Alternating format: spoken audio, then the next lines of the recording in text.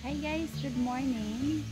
For today's video, update natin yung ating million flowers saka yung peace lily na nirepot natin.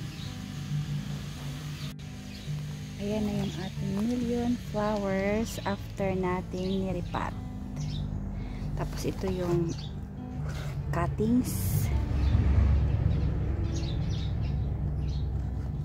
Ayan, buhay siya.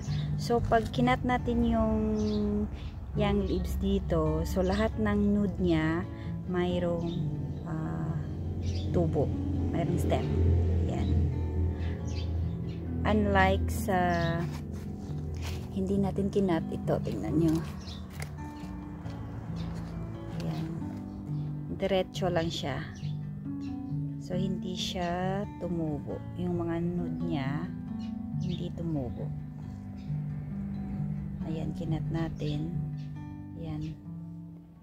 Ayan siya, oh. So, mas maganda yung ikat natin yung young leaves para yung lahat ng nude niya ay tutubo. Ito, mayroong tumubo. Isa. So, pero mas maganda yung kinat natin. Kasi lahat ay may sanga tumubo. Lahat. Tapos ito na yung niripat natin tapos kinat. Ayan. Ayan, tumubo na siya. Tapos ito. So lahat ay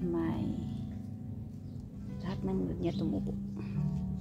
Dito, pero dito, ayan, ayan, oh. May bagong baby. Tapos ito din.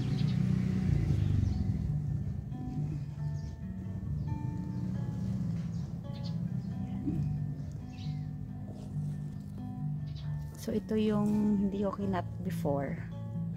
Tumaba. Gusto ng million flowers, morning sun lang.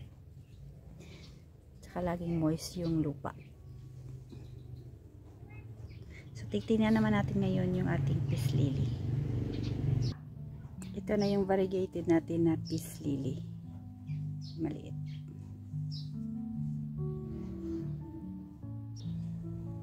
Ito na yung peace lily natin na naripat.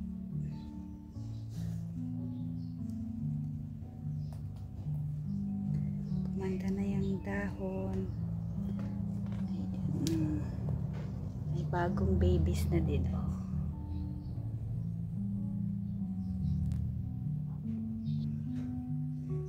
Tapos mayroon na siyang bulaklak, guys. Ayan. After nating niripat.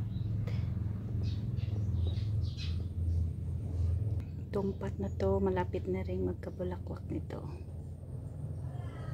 Gustong medyo malamig din, morning sun. Ating peace lily.